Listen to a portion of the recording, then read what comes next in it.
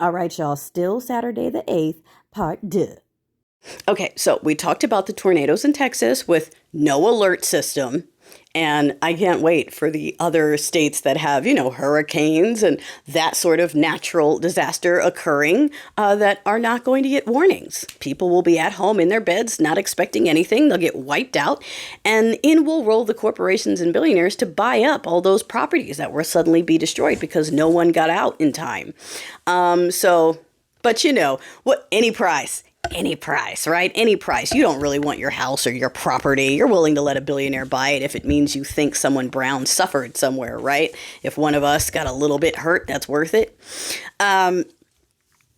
Sorry, like the wanting to investigate the mental state of Joe Biden is insane. Just like he wants to enact the Insurrection Act, and he's got his department heads researching and looking for proof or evidence that would allow him to go ahead and do that, which is I don't know the full details of it, so bear with me, but it's akin to a martial law type situation. So that's the side door they're looking at. And again, projection, because here is someone who would have been convicted if they didn't get back into the office. Now that they're in there, they're looking to see if they can call American citizens insurrectionists for disagreeing with him or for publicly pointing something out. In fact, now they're calling for Rachel Maddow to step down and be fired because she's publicly disagreeing with the things that they're doing. And how dare she? The amount of people who find this to be completely normal. Because any price. And no, we know what it is. It's because too many people identify with exactly this buffoonery. Low IQ, no experience, just failing your way up and complaining the whole way, fragile ego, wanting everything handled to you, full entitlement, and there's a generation or two of exactly the same people who see that and go, yes, that's me, and we deserve everything. We should be running the world. I can't believe we have to compete with other people when we should just be handed, and that's where we are, okay? It's them trying to remove the competition. They made us strong, and by us, I mean all the marginalized community, the women, the persons of color, etc., by making it impossible for us to get ahead, by making it harder, by putting blockades that we had to overcome. They created super soldiers. We get shit done. Women getting shit done. Persons of color getting shit done. And we're outshining them because we had to put in the work. We didn't have the entitlement, and it bothers them. They're jealous of that work ethic. They're jealous of the confidence. They're jealous of everything, just like it's all projection. Little white girlies that make fun of our braids or our hair or our lips or our skin tone. And then what do? Go out and tan, go out and get filler, go out and get braids, and then try to see if they can start a fight with us. See, I got them too. Don't you want to fight me? Their entire personalities are being jealous of us, being jealous of people they cannot compete with, and telling those people that they're less than and they're bitter and they're jealous while actively trying to legislate them out of existence or actively copying them and saying, well, it's ugly on you, but not on me. Okay, your natural full lips are disgusting, but my paid for filler lips are perfect. Like, that's them. That's them. And we're reaching a point in history where we're not taking it anymore. Like, no one's interested in this self-gaslighting, and they're ruining it for themselves. They will have no one but themselves to blame for this as it continues to fall apart. They are going full Ray, full incompetence on parade, and it is embarrassing for anyone who can count to 20 while wearing closed-toed shoes. So for the people who need to be wearing sandals in order to count to 20, this all sounds great, and they are fully on board, even with this Social Security scam where they want to take our savings that we've paid into involuntarily, because you don't really have a choice, it just comes from your check. That's savings. Okay, for when you retire. Now they want to take that and pump it into a crypto scheme, just like the one he did before he got into office. Remember how a bunch of his people lost money and he made money, him and his people? They want to do that with our Social Security. Transfer it to themselves by investing it in some bullshit crypto, and there's nothing we can do about it. Bye-bye. Bye-bye. Any price, right? Any price. And yes, I know there are court losses, and it's somewhat exciting / encouraging to hear, court decisions coming back going, no, you can't do this, you can't go that. But also, like I keep saying, don't hang too much faith in that, because does it look like this team of criminals and addicts give a shit about following the rules?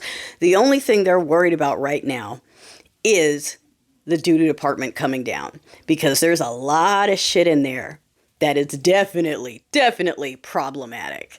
And they've got it covered as long as they've got all the power and the support. But as it starts to fall, as it starts to crumble, it's going to be interesting. It's going to be interesting. I don't know who's flipping on who first. I have a feeling that the junk drawer and Stench himself are probably going to flip on Kodaddy Doodoo, which means Kodaddy Doodoo will run off to Rooski probably, and then at the same time take all our information with him, lock us out of our accounts, and send out some sort of blast to America that shows exactly how he did what he did to help them get what they got. Because you know they're going to be petty. You know that Kodaddy Doodoo is not happy right now that the junk drawer heads aren't obeying him with blind faith. He wants the credit and he can't have it right now. He has to lay low. He can't keep saying he's the head of this because he doesn't want to get in trouble. He wants the power, but while staying under the radar. And these people, the heads, have figured out that, okay, all right, there's some chips. So we've got this back and forth. And popcorn for the people who came in and were like, where are you guys with your popcorn and patience now? Baby, we still got it. The show is happening. The show is happening. You're embarrassing yourselves and showing your whole asses. Right now, you've been convinced to hate veterans. People who haven't served are demonizing veterans. A regime of people who have not served.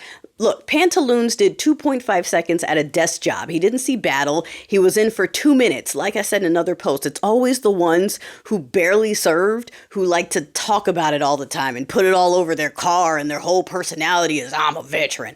I know some veterans that have seen some shit. And let me tell you, it only comes up when it needs to. They do not walk through town going, yeah, I'm a veteran. Those are the ones who did 2.5 seconds, went inactive, and then got out. And now that's their personality, living off of the disability. And then they voted to get their disability taken away. And now they're upset.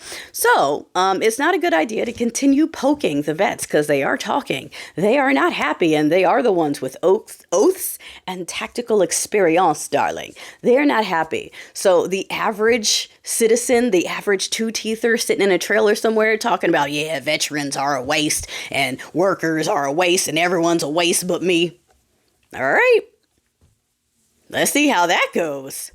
That's not a demographic you want to keep fucking with, but go ahead. Keep fucking with that demographic. And you realize they're fucking with those demographics. They're turning within onto the American workforce because we have not been hitting the streets for them to release the hounds yet. Remember, that's what they want. They want to release the hounds, but they're not going to do it to their own demographic. That's why they're trying to bait us and get us to come outside. That's why they're talking about releasing Barabbas and all this other race baiting stuff to try to get us out. It's not working. So they need someone to blame for everything that's wrong in America since we aren't acting out yet.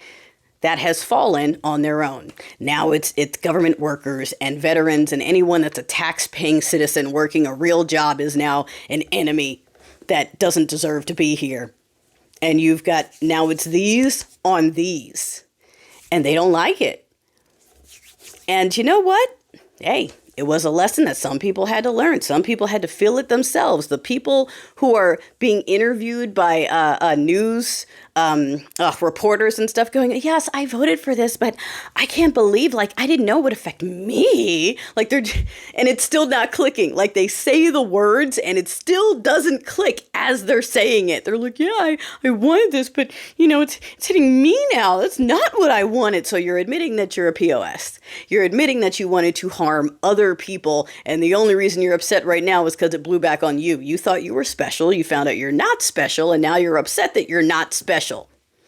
We told you you're not special, but you wanted to make sure we knew that we weren't special. That was more important. Newsflash, we know we're not special. That's why we're not tripping right here. All the policies happening is not really anything new for us. It's new for a lot of y'all who didn't realize you were in the DEI bucket. We already knew where we were. A lot of people didn't realize they were included in that until it was too late. So, popcorn, continuously, absolutely.